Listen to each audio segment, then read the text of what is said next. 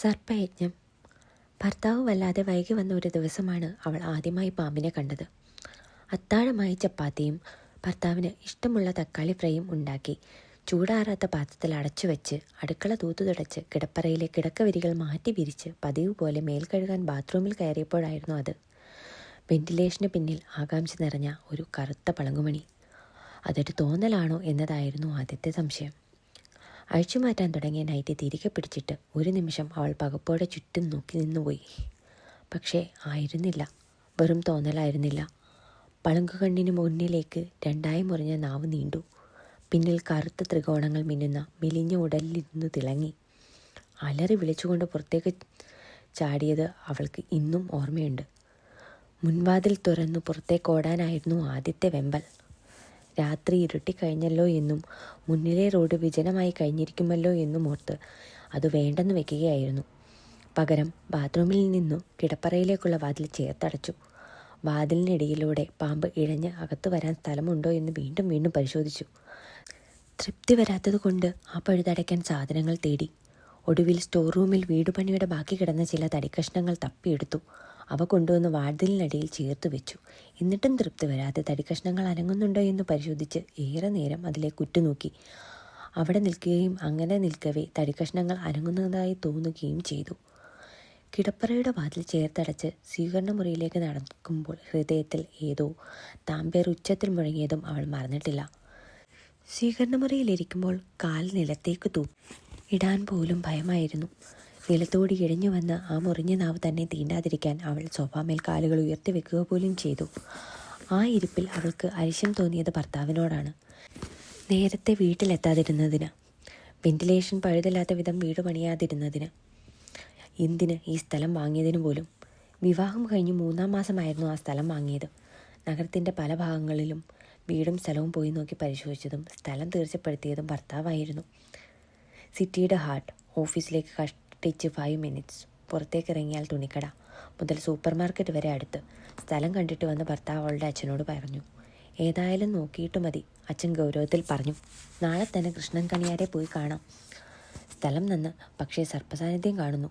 ജോസ്യം പറഞ്ഞത്രേ, പരിഹാരം ചെയ്യണം. സ്ഥാനം നോക്കി വേണം വീട് വയ്ക്കാൻ. പിന്നെ സിറ്റിയുടെ നടുക്കല്ലേ സർപ്പസാന്നിധ്യം. തിരികെ വന്നപ്പോൾ ഭർത്താവ് കളിയാക്കി. ഇത്ര ചുളിവിളക്ക് ഇതിനേക്കാൾ നല്ലൊരു പ്ലോട്ട് കിട്ടാൻ പോകുന്നില്ല. അത് നിൻ്റെ അച്ഛനൊന്ന് പറഞ്ഞ് മനസ്സിലാക്കും. അന്ന് ആ ആദ്യത്തെ ദിവസം നിലത്ത് കാൽ കുത്താൻ പോലും ധൈര്യം വരാതെ സോഫാമേൽ കാലും കയറ്റി ഭർത്താവിനെ കാത്തിരുന്ന ദിവസം. ആ നേരം അവൾ ഇതൊക്കെയും ഓർക്കുകയായിരുന്നു. ഇടയ്ക്കവൾ ഫ്ലാഷ് ബാക്കിൽ നിന്ന് വർത്തമാനകാലത്തിലേക്ക് തിരിച്ചു വന്നു. അപ്പോഴൊക്കെയും ഇരുന്നിടത്ത് നിന്ന് അനങ്ങാതെ കിടപ്പറയുടെ വാതിൽക്കലേക്കും നിലത്തും മുറിയിലെ ശില്പത്തിൻ്റെ അടിയിലും മൂലയ്ക്കിരുന്ന ടെറാക്കോട്ട ശില്പത്തിൻ്റെ തൊങ്ങലുകൾക്കിടയിലുമൊക്കെ ആ മിന്നുന്ന ത്രികോണക്കണ്ണുകളുള്ള ഉടൽ പുളയുന്നുണ്ടോ എന്ന് പരിശോധിക്കാതിരിക്കാൻ അവൾക്ക് കഴിഞ്ഞതുമില്ല. വാസ്തവത്തിൽ പുറത്ത് ഭർത്താവിൻ്റെ കാർ വന്നു നിൽക്കുന്ന ശബ്ദം കേട്ടപ്പോഴാണ് അവൾക്ക് ശ്വാസം നേരെ വീണത്. എന്താ വൈകിയത്? വാതിൽ തുറക്കുമ്പോൾ അവൾ ആശങ്കയോടെ ചോദിച്ചു. ഞാനാകെ പേടിച്ചിരിക്കുകയാണ്. എന്തിന്? ഭർത്താവ് ഗൗരവത്തിൽ ചോദിച്ചു. ഇന്ന് മിനിസ്റ്ററുടെ കോൺഫറൻസ് ആയിരുന്നു, ഡിന്നറും. മുറിയുടെ മുലയിലുള്ള റാക്കിൽ ഷൂസ് അരിച്ചു വെക്കുമ്പോൾ അയാൾ അവളെ ശ്രദ്ധിച്ചതുപോലുമില്ല. അല്ല, അവൾ പറഞ്ഞു, നമ്മുടെ ബാത്റൂമിലൊരു പാമ്പ്. ഭർത്താവ് പെട്ടെന്ന് മുഖം തിരിച്ച് അവളെ നോക്കി. ഈ വീട്ടിലോ? ഇമ്പോസിബിൾ. അല്ല ചേട്ടാ. അവൾ പേടിയോടെ കിടപ്പറയിലേക്ക് നോക്കി. ഞാൻ കണ്ടതല്ലേ, ശരിക്കും നല്ല വെളുത്തിട്ട്, ദേഹത്ത് കറുത്ത ട്രയാങ്കിൾ. ഭർത്താവ് ബ്രീഫ് കേസ് ഡൈനിങ് ടേബിളിന് മേൽ വെച്ചിട്ട് കിടപ്പറയിലെ വാതിൽ തള്ളി തുറന്നകത്ത് കയറി. പിന്നെ ബാത്റൂമിൻ്റെ വാതിൽ തുറന്നു. നിന്റെ കാര്യം, അയാൾ അരിശത്തോടെ പറഞ്ഞു.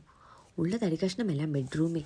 അയാൾ നോക്കുമ്പോഴേക്കും അതവിടെ തന്നെ കാണണേ എന്ന പ്രാർത്ഥനയോടെ അവൾ ഉറ്റുനോക്കി നിൽക്കെ അയാൾ ബാത്റൂമിനകത്ത് കയറി പരിശോധന നടത്തി. നിന്റെ ഒരു വട്ട്, അയാൾ പറഞ്ഞു. ഈ വീട് പണിതത് ഞാനാണ്, എഞ്ചിനീയർ രാമചന്ദ്രൻ. ഇതിൽ പാമ്പും കയറില്ല, എലിയും കയറില്ല. പിന്നെ നീ ഉള്ള വേസ്റ്റ് എല്ലാം കൂടി പിന്നിൽ കൊണ്ട് തട്ടുകയല്ലേ. അവിടെ എലിശല്യം കാണും. അങ്ങനെ വല്ല പാമ്പും വന്നെങ്കിലായി. അയാൾ ബാത്റൂമിൻ്റെ വാതിൽ വലിച്ചടച്ച് കിടപ്പറയുടെ തന്നെ ഭാഗമായ ഡ്രസ്സിംഗ് റൂമിലേക്ക് പോയി. അവൾക്ക് കഠിനമായ ഇച്ഛാഭംഗം അനുഭവപ്പെട്ടു. ഭർത്താവിൻ്റെ മുന്നിൽ താൻ മോശക്കാരിയായതുപോലൊരു തോന്നൽ. ഇനി എപ്പോഴെങ്കിലും പാമ്പിനെ കണ്ടാൽ അതിനെ അടിച്ചു കൊല്ലണമെന്നും തെളിവായി അതിൻ്റെ ജഡം ഭർത്താവിന് കാട്ടിക്കൊടുക്കണമെന്നും അവൾ തീരുമാനിക്കുകയും ചെയ്തു. അത് പക്ഷേ അപ്പുറത്തെ ആവേശത്തിലായിരുന്നു. ദിവസങ്ങൾ കടന്നുപോയപ്പോൾ അവൾ അതേക്കുറിച്ച് മറന്നുപോയി. അവളുടെ ജീവിതം പതിവ് ചാലുകളിൽ വലിഞ്ഞെഴിയുന്നത് തുടരുകയും ചെയ്തു. രാവിലെ ഇഡലി, കൂട്ടാൻ മുളക് ചട്നി, ഉച്ചയ്ക്ക് ചോറും സാമ്പാറും, മീൻ വറുത്തതും തോരനും, വൈകിട്ട് ചപ്പാത്തിയും തക്കാളി ഫ്രൈയും. ചില ദിവസങ്ങളിൽ വൈകിട്ട് ഒരു സിനിമ, അല്ലെങ്കിൽ ഭർത്താവിൻ്റെ സഹപ്രവർത്തകരുടെ വീട്ടിൽ സന്ദർശനം, അല്ലെങ്കിൽ ഷോപ്പിംഗ്. മാസത്തിലെ 3-ാമത്തെ വ്യാഴാഴ്ച ഗൈനക്കോളജിസ്റ്റിൻ്റെ അടുത്ത് അപ്പോയിൻമെൻറ്റ്. കരാറുകാരുടെ ബിൽ പാസ്സാകുന്ന ദിവസങ്ങളിൽ വീടിൻ്റെ പുതുമ മാറാത്ത പെയിൻറ്റിംഗ് മണത്തിനു മേലെ പടരുന്ന മറ്റൊരു ഗന്ധവും. ഭർത്താവ് മദ്യപിച്ച് വരുന്ന ദിവസങ്ങളിൽ അവൾക്ക് സങ്കടം തോന്നുമായിരുന്നു. വളരെ കുറച്ചു മാത്രം സംസാരിക്കുന്ന ഭർത്താവ് അപ്പോൾ ഉറക്കത്തിൽ എന്തെങ്കിലുമൊക്കെ പുലമ്പും. അത് കേൾക്കാൻ അവൾക്ക് ഇഷ്ടമായിരുന്നില്ല. ഭർത്താവ് മദ്യപിച്ച് വന്ന ഒരു രാത്രിയായിരുന്നു അത്. ചപ്പാത്തിക്ക് മാവ് കുഴയ്ക്കാൻ പൊടിയെടുത്തു വെച്ച നേരത്താണ് ഭർത്താവ് വന്നത്. വാതിൽ തുറന്നപ്പോൾ വേച്ച് അയാൾ അകത്തേക്ക് വന്നു. അവൾ ഒരു നിമിഷം അയാളെ തന്നെ നോക്കി നിന്നു. ഭിത്തിയിൽ പിടിച്ച് ഷൂ ഊരാതെ ഇടയ്ക്കിടെ തളർന്ന ഏമ്പക്കങ്ങൾ. അയാൾ കിടപ്പറയിലേക്ക് പോയപ്പോൾ എല്ലായ്പ്പോഴും എന്ന പോലെ അവൾക്ക് ഭയം തോന്നി. ചപ്പാത്തി ഒഴിവാക്കി തക്കാളിക്കറി ഫ്രിഡ്ജിൽ എടുത്തു വെച്ച് ഉച്ചയ്ക്ക് വെച്ചതിൽ ബാക്കിയിരുന്ന ചോറും കറികളും തനിക്കായി എടുത്തു വെച്ചിട്ട് അവൾ കിടപ്പറയിൽ ചെന്നു. ഭർത്താവ് കിടക്കയിൽ വലിഞ്ഞങ്ങനെ കിടന്നു ഉറക്കം പിടിച്ചിരുന്നു. അവൾ ക്ഷമയോടെ അയാളുടെ ഷൂസ് ഊരി വെച്ചു. പാൻറ്റിൻ്റെ ബെൽറ്റ് ഊരിയെടുത്തു. മദ്യത്തിൻ്റെ പുളിച്ച ഗന്ധം വമിപ്പിക്കുന്ന ഉച്ഛ്വാസവായുവിനെ അവഗണിച്ച് ഷർട്ടിൻ്റെ മുകളിലത്തെ ബട്ടൺസ് അല്പം ഊരിയിട്ടു. പിന്നെ മേൽ കഴുകി തിരിച്ചു വന്ന് ചോറും കറികളും എടുത്ത് ഡൈനിങ് ഹാളിലെത്തി തനിച്ചിരുന്ന് ഭക്ഷണം കഴിക്കാൻ തുടങ്ങി. അവൾ എന്തോ ചിന്തിച്ചുകൊണ്ടാണ് ഓരോ പിടിയും കഴിച്ചത്. ഭക്ഷണം കഴിച്ചു കഴിഞ്ഞും അവൾ വളരെ നേരം അതേ ഇരിപ്പിരിക്കുകയും ചെയ്തു. ആ ഇരിപ്പിലെപ്പോഴാണ് ആ നോട്ടം സ്വീകരണമുറിയിലെ ജനാലപ്പടിയിലേക്ക് വീണതെന്ന് ഓർമ്മയുണ്ട്. അവിടെ 2 പളങ്ക് കണ്ണുകൾ തിളങ്ങുന്നത് ഒരിക്കൽ കണ്ടിട്ടും വിശ്വാസം വരാതെ വീണ്ടും വീണ്ടും നോക്കിയതും അവൾ ചാടി എഴുന്നേറ്റ് പോയി. എച്ചിൽ പാത്രങ്ങളും പിടിച്ച് എത്രയോ നേരം അവൾ ആ നിൽപ്പ് നിന്നു. പളങ്ക് കണ്ണുകൾ അവളെ വെറുതെ നോക്കി കാണുന്നത് പോലെ തോന്നി. അവളുടെ നീല നൈറ്റിയുടെ ലേസുകൾ, അവളുടെ അഴിച്ചിട്ട തലമുടി, അവളുടെ കൺമഷിയും കുങ്കുമവും ഇല്ലാത്ത മുഖം, പിന്നെ കറുത്ത ത്രികോണങ്ങൾ മിന്നുന്ന വെളുത്ത ഉടൽ മെല്ലെ ചുള്ളഴിഞ്ഞു. ജനാലയിലൂടെ അത് മെല്ലെ പുറത്തേക്ക് ഉതിർന്നു പോകുന്നതും താഴെ ചെറിയ ശബ്ദത്തോടെ പതിക്കുന്നതും അവൾ കേട്ടു. പിന്നെയും കുറച്ചു നേരം അവൾ അങ്ങനെ നിന്നു. അവൾക്ക് എന്ത് ചെയ്യണമെന്ന് മനസ്സിലായില്ല. പതുക്കെ ഭയം പത്തി ഒതുക്കുകയായിരുന്നു. എങ്കിലും അതെപ്പോഴെങ്കിലും വീണ്ടും ഇഴഞ്ഞു വന്നേക്കുമോ എന്നും തന്നെ കുത്തിക്കൊല്ലുമോ എന്നുമുള്ള ആശങ്ക ഹൃദയത്തിൽ വെറുതെ പുളഞ്ഞു. പാത്രങ്ങൾ കഴുകി അടുക്കള തൂത്തു തുടയ്ക്കുമ്പോഴും ഇടയ്ക്കിടെ അവളുടെ കണ്ണുകൾ വാതിൽപ്പഴുതുകളിലേക്കും ജനാലകളിലേക്കും എയർഹോളുകളിലേക്കുമൊക്കെ നീണ്ടു ചെന്നു. ഈ വീടിന് ഇത്രയേറെ എയർഹോളുകൾ ഇട്ട് പണിത ഭർത്താവിനോട് അവൾക്ക് അമർഷം തോന്നാതിരുന്നില്ല. അന്ന് കിടപ്പറയിലെത്തി അവൾ ഭർത്താവിൻ്റെ വിലങ്ങനെ കിടന്ന കാലുകൾ അല്പം ഒതുക്കി സ്ഥലം കണ്ടെത്താൻ ശ്രമിച്ചു. ദാറ്റ് ഈഡിയറ്റ്! ഭർത്താവ് പതിവ് പോലെ പുലമ്പി. വെറുതെയാണോ വിജിലൻസ്? അവൾക്ക് അസഹ്യത തോന്നി. 87 ലക്ഷത്തിൻ്റെ കോൺട്രാക്ട്. ചാക്കോച്ചൻ നല്ലവനാ. ചാക്കോച്ചൻ സ്ഥലത്തെ ഏറ്റവും വലിയ കരാറുകാരൻ ആണെന്ന് അവൾക്ക് അറിയുമായിരുന്നു. ഭർത്താവിൻ്റെ ഏറ്റവും അടുത്ത സുഹൃത്ത്. മദ്യത്തിൻ്റെ പുളിച്ച ഗന്ധമുള്ള ആ മുറിയിൽ ഉറക്കം വരാതെ കിടക്കുമ്പോഴൊക്കെ അവളുടെ മനസ്സിൽ പളങ്കുപോലെ തിളങ്ങുന്ന ആ കണ്ണുകളായിരുന്നു. പിറ്റേന്ന് അവൾ ഭർത്താവിനോട് പറഞ്ഞു, ദേ ചേട്ടാ, ഇന്നലെയും ഞാൻ പാമ്പിനെ കണ്ടു. എവിടെ? ഹാങ് ഓവർ വിടാത്ത ചുവന്ന കണ്ണുകളും അസഹ്യമായ വായനാറ്റവുമായി ഭർത്താവ് മൂരി നിവർന്നു. ഇവിടെ, ഈ ജനൽപ്പടിയിൽ, അവൾ പറഞ്ഞു. പിന്നെ? ഭർത്താവ് വാഷ് ബേസിനരികിൽ പോയി മുഖം നന്നായി കഴുകി. സ്റ്റാൻഡിൽ കിടന്ന ടവലെടുത്ത് മുഖം തുടച്ചിട്ട് അസന്ദിഗ്ധമായി പ്രഖ്യാപിച്ചു, നിനക്കെന്തോ മനോരോഗമാണ്. അവളപ്പോൾ ആ പളുങ്ക് കണ്ണുകളുടെ തിളക്കം വീണ്ടും ഓർത്തു. അവയിലെ കൗതുകം. ഇരയുടെ ചലനങ്ങൾ വീക്ഷിക്കുകയായിരുന്നു അത്. തക്കം പാർത്ത് ആക്രമിക്കാൻ അവൾക്കൊരു തീരുമാനത്തിലെത്താൻ കഴിഞ്ഞില്ല. ദിവസങ്ങൾക്ക് ശേഷം ഭർത്താവുമായി വലിയൊരു ശണ്ട കഴിഞ്ഞ് കരഞ്ഞു തളർന്ന് സ്വീകരണമുറിയിൽ പിണങ്ങി മാറി കിടന്ന ദിവസവും അവൾക്ക് ഇതേ ആശയക്കുഴപ്പമുണ്ടായി. വളരെ നിസ്സാരമായിരുന്നു വഴക്കിൻ്റെ കാരണം. അവളുടെ ചേച്ചിക്ക് വീട് വെക്കാൻ അച്ഛൻ 2 ലക്ഷം രൂപ കൊടുത്തു അത്രേ. അവൾക്ക് വീട് വെക്കാൻ 1.5 ലക്ഷമേ നൽകിയുള്ളൂ. പക്ഷേ കല്യാണത്തിന് അവൾക്ക് അച്ഛൻ 100 പവൻ്റെ ആഭരണങ്ങൾ നൽകിയിരുന്നു. സമ്മാനമായി പുതിയ ഒരു മാരുതി സെൻ കാറും. ചേച്ചിക്ക് 60 പവൻ്റെ ആഭരണമേ നൽകിയിരുന്നുള്ളൂ. അവൾക്ക് കാർ നൽകിയിരുന്നില്ല. അന്നത്തെ 60 പവനും ഇന്നത്തെ 100 പവനുമൊക്കെ കണക്കാ. ഭർത്താവ് പറഞ്ഞു, കാർ കൊടുത്തില്ലെങ്കിൽ അതുപോലെ എന്തൊക്കെ വഹിച്ചു കാണും. നിൻ്റെ ചേച്ചിയല്ലേ ആള്. ആരാ സാധനം? നിന്നെപ്പോലെ ബുദ്ധൂസല്ല അവൾ. നല്ല കാര്യബോധമുള്ളവളാ. അവൾക്ക് ആകെ ഒരു ചേച്ചി ഉണ്ടായിരുന്നുള്ളൂ. ചേച്ചിക്ക് എന്തു കൊടുക്കാനും അവൾക്ക് സന്തോഷമായിരുന്നു. പക്ഷേ ചേച്ചിയുടെ മക്കൾക്ക് വാങ്ങിക്കൊടുക്കുന്ന മിഠായിക്ക് പോലും ഭർത്താവ് കണക്ക് വെച്ചിരുന്നു. നാളെ തന്നെ നിൻ്റെ അച്ഛനോട് 75,000 രൂപ വേണമെന്ന് പറയണം, ഭർത്താവ് ആജ്ഞാപിച്ചു. എന്തിന്? അല്ലെങ്കിൽ തന്നെ നമുക്ക് 1.5 ലക്ഷം തന്നില്ലേ? 50,000 കുറവല്ലേ ഉള്ളൂ? അവൾ ചോദിച്ചു. അതിപ്പോൾ മാസം എത്രയായി? നമ്മൾ വീട് വെച്ച സമയത്ത് അത് കിട്ടിയിരുന്നെങ്കിലോ? വേണ്ട, ആ കാശ് പലിശയ്ക്ക് കൊടുത്തിരുന്നെങ്കിലോ? ഇപ്പോൾ 75,000 തികയത്തില്ലായിരുന്നോ? അയാൾ ശബ്ദമുയർത്തി. അവൾക്ക് കരച്ചിൽ വന്നു. എനിക്ക് വയ്യ, അവൾ പറഞ്ഞു. കല്യാണ സമയത്ത് ചോദിച്ചതൊക്കെ തന്നില്ലേ? പിന്നെന്താ? ഓ, തന്നു. അതൊക്കെ അവൾക്കും കൊടുത്തതല്ലേ? നീ തന്തയും മോളും കൂടെ എന്നെ ഒരുമാതിരി ഊളനാക്കല്ലേ. അവൾക്ക് ദേഷ്യവും നിസ്സഹായതയും കൊണ്ട് കരച്ചിൽ വന്നു. പിന്നെയും രണ്ടുപേരും എന്തൊക്കെയോ സംസാരിച്ചു. എടി, പെണ്ണുങ്ങളായാൽ വകതിരിവ് വേണം. ഭർത്താവ് വാക്കുകൾ കൊണ്ട് കുത്തി. ഭർത്താവിനും കുടുംബത്തിനും വേണ്ടി നിൽക്കണം. ഇന്ന് കരുതി വെച്ചാൽ നാളത്തേക്ക് കൊള്ളാം. അല്ലാതെ വായും പൊളിച്ചിരുന്നാലേ ആണുങ്ങൾ കൊണ്ടുപോകും. അത്രയും ആയപ്പോൾ അവൾ ഒരു കിടക്കവിരിയും തലേണയും എടുത്ത് സ്വീകരണ മുറിയിലേക്ക് പോരുകയായിരുന്നു. വെളുത്ത മാർബിൾ തറ അവൾക്കൊരു നാളം പണിത് നൽകി. മാർബിളിൻ്റെ തണുപ്പ് കിടക്കവിരി തുളച്ച് ശരീരത്തിൽ മുട്ടിയപ്പോൾ അവൾക്ക് പിന്നെയും അസ്വസ്ഥത തോന്നി. അച്ഛനോട് ചോദിച്ചാലും പ്രയോജനമില്ലെന്ന് അവൾക്ക് അറിയാമായിരുന്നു. രണ്ടു മക്കൾക്കും എന്തൊക്കെ എന്ന് അച്ഛൻ്റെ മനസ്സിലൊരു കണക്ക് കാണും. അതിൽ കൂടുകയുമില്ല, കുറയുകയുമില്ല. ചോദിച്ചാൽ കിട്ടില്ല, ചോദിക്കാതിരുന്നുകൊണ്ട് തരാതിരിക്കുകയുമില്ല. അച്ഛനോട് പണം ആവശ്യപ്പെടുന്നത് ഓർത്തപ്പോൾ അവൾക്ക് ഉറക്കം പോയി. അവൾക്ക് അച്ഛനെ ഭയമായിരുന്നു. ചോദിക്കാൻ പറ്റില്ലെന്ന് പറയുന്ന നിമിഷം ഭർത്താവ് ഉണ്ടാക്കുന്ന പ്രശ്നങ്ങളെക്കുറിച്ച് ഓർത്തപ്പോൾ അവൾക്ക് സ്വയം വെറുപ്പ് തോന്നി. അവൾക്ക് ഭർത്താവിനെയും ഭയമായിരുന്നു. അങ്ങനെ തിരിഞ്ഞും മറിഞ്ഞും കിടക്കുന്നതിനിടയിലാണ് അവൾ അത് കണ്ടത്. എയർഹോളിൻ്റെ ഇത്തിരി ദ്വാരത്തിൽ നിന്ന് തന്നെ സാഗൂതം വീക്ഷിക്കുന്ന രണ്ട് പളുങ്ക് കണ്ണുകൾ. അവളുടെ ഹൃദയം നിലച്ചുപോയി. അവൾ ചാടി എഴുന്നേറ്റു. അതങ്ങനെ എത്രയോ നേരമായി അവളെ കണ്ടിരിക്കുകയായിരുന്നു എന്ന് തോന്നിപ്പോയി. അവൾക്ക് ശരീരം കോരിത്തെറിച്ചു. അവളുടെ കണ്ണിലെ പേടി കണ്ടിട്ടാകാം അത് പതുക്കെ എയർഹോളിലൂടെ പിൻവലിഞ്ഞു. എന്നിട്ട് ഏറെ നേരം അവൾ അതേ സ്ഥാനത്ത് കണ്ണു നട്ടിരുന്നെങ്കിലും അതിനെ കാണാൻ കഴിഞ്ഞില്ല. അവൾക്ക് എന്തുകൊണ്ടോ ഇത്തവണ പേടി തോന്നിയില്ല, പകരം താല്പര്യം തോന്നി. അതെന്താണ് തന്നെ കടിക്കാത്തത് എന്നറിയാനുള്ള താല്പര്യം. എയർഹോളിലൂടെ താഴേക്ക് ചാടിയിരുന്നെങ്കിൽ കൃത്യം അത് തൻ്റെ ദേഹത്ത് തന്നെ വീഴുമായിരുന്നു എന്നവൾ ഓർത്തു. വേണമെങ്കിൽ കുത്തിക്കൊല്ലാമായിരുന്നു. എന്തുകൊണ്ടോ സംഭവം അവൾ ഭർത്താവിനോട് പറഞ്ഞില്ല.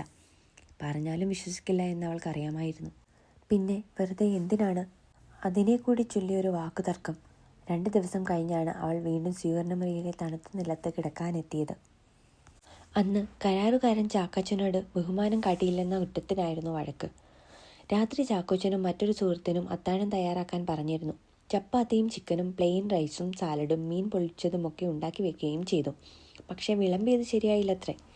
ചാക്കോച്ചൻ ഒരു കുപ്പി സ്കോച്ച് കൊണ്ടുവന്നിരുന്നു. അതേതാണ്ട് തീർത്തതിന് ശേഷമാണ് 3 പേരും എഴുന്നേറ്റത്. പുതിയ 2 കോടിയുടെ പാലത്തെക്കുറിച്ചും അതിൻ്റെ ലാഭനഷ്ടങ്ങളെക്കുറിച്ചും ചാക്കോച്ചനും അമ്മായച്ചൻ കാരണം താൻ അനുഭവിക്കുന്ന ദാരിദ്ര്യത്തെക്കുറിച്ചും ഭർത്താവും വർണ്ണിക്കുന്നത് അവൾ അടുക്കളയിലെ പാതകത്തിൽ ചാരി നിന്ന് കേട്ടു. ഇടയ്ക്ക് എപ്പോഴോ വെള്ളവുമായി ചെന്നപ്പോൾ ചാക്കോച്ചൻ അവളെ കണ്ടു. ഇതെന്നതാ ചന്ദ്രൻ സാറേ, ഇക്കൊച്ച് ചെറുപ്പമായി വരികയാണല്ലോ. ഡയറ്റിങ്ങോ വല്ലതും ഉണ്ടോ? അവൾക്ക് വല്ലായ്മ തോന്നി. പിന്നെ ചാക്കോച്ചൻ അല്പം കുഴഞ്ഞ നാവോടെ അവളോട് പറഞ്ഞു. ഇങ്ങനെയൊക്കെ മതിയോ? വേണ്ട സമയത്തൊന്ന് പ്രസവിച്ചെങ്കിലേ പെണ്ണുങ്ങൾ ഉശിരും ചുണയും വരും. ഭർത്താവ് ഫലിതം കേട്ട് ആർത്തു ചിരിച്ചപ്പോൾ അവൾക്ക് ആ വെള്ളം അയാളുടെ തലയിൽ കമഴ്ത്താൻ തോന്നി. അടുക്കളയിൽ തിരിച്ചെത്തി അരിശം തീർക്കാൻ അവൾ മാർബിൾ പലകത്തിൽ പലതവണ ഇടിച്ചു. പിന്നെ ഒരു മൂലയിൽ തളർന്നിരിക്കുമ്പോൾ അതിഥികൾ പോകാൻ തയ്യാറാകുന്ന ശബ്ദം കേട്ടു. ഭർത്താവ് വിളിച്ചിട്ടും അവൾ അനങ്ങിയില്ല. ചാക്കോച്ചനും സുഹൃത്തും പോയി കഴിഞ്ഞപ്പോൾ ഭർത്താവ് സംഹാരദുരിതനായി അടുക്കളയിലേക്ക് പാഞ്ഞെത്തി. ശവം എത്ര നേരം കിടന്ന് വിളിക്കുന്നു. നിന്റെ ചെകിട് പൊട്ടിപ്പോയോ? അവൾ വല്ലാതെ ഭയന്നുപോയി. ഒരു ചവിട്ട് വെച്ച് തന്നാലുണ്ടല്ലോ. അയാൾ തൊഴിക്കാനെന്നതുപോലെ കാലുമടക്കി വിരട്ടി. ഇടി, ചാക്കോച്ചനെന്ന് വെച്ചാൽ ആരാ? ഈ വീട് പോലും ചാക്കോച്ചൻ്റെ ദാനമാ, അല്ലാതെ നിന്റെ തന്തക്കടുവേറയുടെ സ്വത്തല്ല. അവൾ തിരിച്ചൊരക്ഷരം പോലും പറഞ്ഞില്ല. അയാൾക്ക് പറയാൻ അവസരം കൊടുക്കുകയും ചെയ്തു. എല്ലാം പറഞ്ഞു കഴിഞ്ഞ് അയാൾ കിടപ്പറയിലേക്ക് കയറിയപ്പോൾ അവൾ മേശപ്പുറത്തിരുന്ന എച്ചിൽ പാത്രങ്ങൾ കഴുകാൻ തുടങ്ങി. രാത്രി 2 മണിയോളമായിരുന്നു. പൈപ്പിലെ തണുത്ത വെള്ളത്തിൽ കൈ നനഞ്ഞപ്പോൾ അവൾക്ക് മെല്ലെ മെല്ലെ കരച്ചിൽ വന്നു. ഭക്ഷണം കഴിക്കാതെ പതിവ് പോലെ ഷീറ്റും തലേണയുമായി ചാക്കോച്ചൻ്റെ ദാനമായ വീട്ടിലെ ചാക്കോച്ചൻ ദാനം തന്ന മാർബിൾ കൊണ്ട് പണിയിച്ച നിലത്ത് കുറേ നേരം അവൾ കമിഴ്ന്നു കിടന്ന് കരഞ്ഞു. കരച്ചിലടങ്ങിക്കഴിഞ്ഞാണ് അവൾ നിവർന്നു കിടന്നതും എയർഹോളിലേക്ക് നോക്കിയതും. പ്രതീക്ഷിച്ച പോലെ അവിടെ അവനുണ്ടായിരുന്നു. പളുങ്ക് കണ്ണുകളിൽ കൗതുകമല്ല, സഹതാപമാണെന്ന് അവൾക്ക് തോന്നി. അവൾക്ക് ചെറിയ നാണക്കേട് തോന്നി. അവനെ കാണാത്തതുപോലെ അവൾ തിരിഞ്ഞു കിടന്നു. പക്ഷേ ഇടയ്ക്കെപ്പോഴും നോക്കുമ്പോഴും എയർഹോളിൽ അവൻ ഇരിപ്പുണ്ടായിരുന്നു. നോട്ടം മാറ്റാതെ, മുഖഭാവം മാറാതെ. അവൾക്ക് അല്പം നാണവും തോന്നാതിരുന്നില്ല. കാണാത്തതുപോലെ കണ്ണടച്ച് ഏറെ നേരം കിടന്ന് അവൾക്ക് ഓർമ്മയുണ്ട്. നെഞ്ചു പടപടാ മിരിച്ചിരുന്നു. പക്ഷേ അത് ഭയത്തിൻ്റെ മിടിപ്പായിരുന്നില്ല, രഹസ്യത്തിൻ്റെ മിടിപ്പായിരുന്നു. പിറ്റേന്ന് ഭർത്താവിൻ്റെ വിളി കേട്ടാണ് ഉണർന്നത്. എടി, നീ അറിഞ്ഞോ? ഇന്നലെ ഇവിടെ നിന്ന് ഇറങ്ങിപ്പോയപ്പോൾ ചാക്കോച്ചനെ പാമ്പ് കുത്തി. കാറിനകത്ത് ബ്രേക്കിനും ആക്സിലേറ്ററിൻ്റെ ഇടയിൽ ഇരിക്കുകയായിരുന്നത്രേ. വണ്ടി സ്റ്റാർട്ട് ചെയ്തപ്പോഴൊന്നും അറിഞ്ഞില്ല. കുറച്ച് മുന്നോട്ട് പോയപ്പോഴാണ് കടിയേറ്റത്. പിന്നെ തോമസും ചാക്കോച്ചനും കൂടി ഇഞ്ചക്ഷൻ എടുത്തു. ഇവിടുന്ന് കയറിയ പാമ്പാണെന്നാണ് ചാക്കോച്ചൻ പറഞ്ഞത്. അവൾക്ക് ശരീരം കോരിത്തരിച്ചു പോയി. പേടിയല്ല, എന്നാൽ പേടിയല്ലാതെയുമല്ല. അതെ, ആ രഹസ്യത്തിൻ്റെ മിടിപ്പ്. മനസ്സിൽ ആ പളുങ്ക് കണ്ണുകൾ ഇരുന്ന് തിളങ്ങി. പിന്നെ ആ പളുങ്ക് കണ്ണുകൾ അവൾ പലപ്പോഴും കണ്ടു. സ്വീകരണമുറിയിൽ ഉറങ്ങുന്ന രാത്രികളിൽ മാത്രമല്ല, അടുക്കളയിൽ തിരക്കിട്ട് പണി ചെയ്യുന്ന പകലുകളിലും.